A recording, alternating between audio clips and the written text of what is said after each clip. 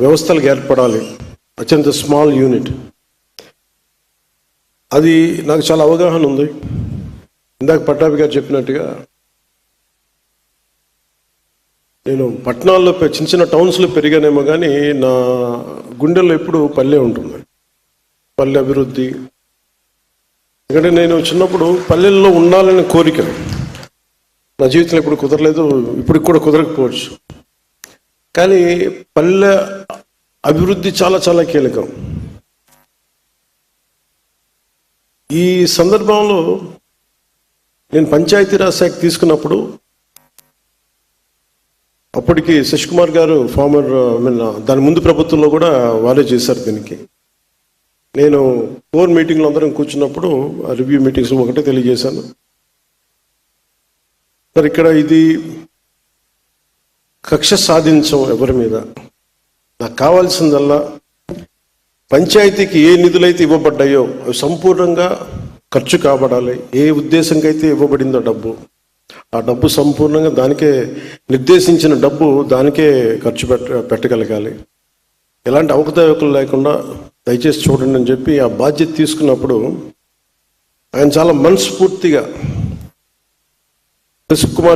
శశిభూషణ్ గారు చాలా మనస్ఫూర్తిగా తీసుకొని మేము మన ఇన్ని కార్యక్రమాలు చేస్తుంటే వెన్నంటే ఉన్నందుకు ముందుగా శశికుమార్ గారికి నా ప్రత్యేకమైన ధన్యవాదాలు. అలాగే ఇక్కడ కేరళ నుంచి మన ఆంధ్ర సేవ చేయాలని చెప్పి వచ్చిన కృష్ణతేజ గారికి, మిగతా ఉన్నతాధికారులందరికీ ప్రత్యేకంగా నా ధన్యవాదాలు తెలుపు. మీరే లేకపోతే ఈరోజు ఇంత విజయవంతంగా, ఇంత వడివడిగా రోడ్లు వేయటం నిర్మాణం దగ్గర కావచ్చు, ఫామ్ పాండ్స్ కావచ్చు, నీటి తొట్టులు కావచ్చు, గ్రామాల రహదారులు కావచ్చు, ఈ వేదిక పైన ఉన్న కీలకమైన వ్యక్తులు ఎవరు కనుక లేకపోయిన ఉంటే, అలాగే అదే స్థాయిలో కింద గ్రామ స్థాయిలో కూడా వ్యక్తులు బలమైన సమూహం లేకపోయిన ఉంటే ఈ రోజున ఇంత వేగవంతంగా రోడ్లు వేసేవాళ్ళం కాదు, ఎన్ని పనులు చేయగలిగే వాళ్ళం కాదు. అలాగే మేము ఇందాక శశిభూషణ్ గారు మాట్లాడుతూ కొన్ని కాంట్రాక్ట్స్ చేసిన దాన్ని ఇంకా కొంచెం చాలా నమ్మకం మీద భరోసా పెట్టారు ఈ ప్రభుత్వం మీద. కొంతమంది బంగారం తాకట్టు పెట్టి కూడా మేము పనులు చేసాం. ఎందుకంటే మాకు ఈ ఎన్డీఏ ప్రభుత్వం మీద గౌరవ ముఖ్యమంత్రి శ్రీ నారా చంద్రబాబు నాయుడు గారి నాయకత్వాన, సమర్థవంతమైన నాయకత్వాన మాకు చాలా బలమైన నమ్మకం ఉంది అని చెప్పి డబ్బులు ఇవ్వకపోయినా కానీ, ఇంకా రిలీజ్ కాకపోయినా పనులు చేసినందుకు ప్రతి కాంట్రాక్టర్స్ ప్రతి ఒక్కరికి పేరు పేరున నా ధన్యవాదాలు తెలుపుతున్నాను.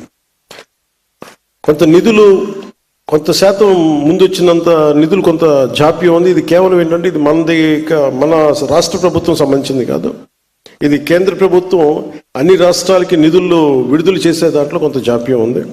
అది ఫైనాన్షియల్ ప్లానింగ్లో కొంత జాప్యం జరిగింది. అందుకనే మన ఫైనాన్స్ కమిషన్ మీటింగ్ కూడా జరిగింది.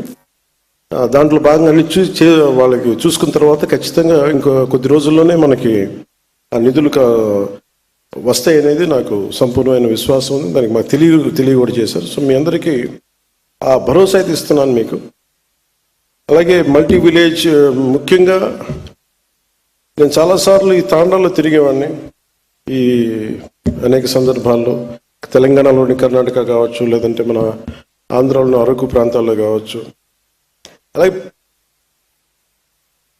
ముఖ్యంగా మన పంచాయతీలు తీరుతెన్నులు చూస్తే చాలా బాధ వేస్తూ ఉంటుంది.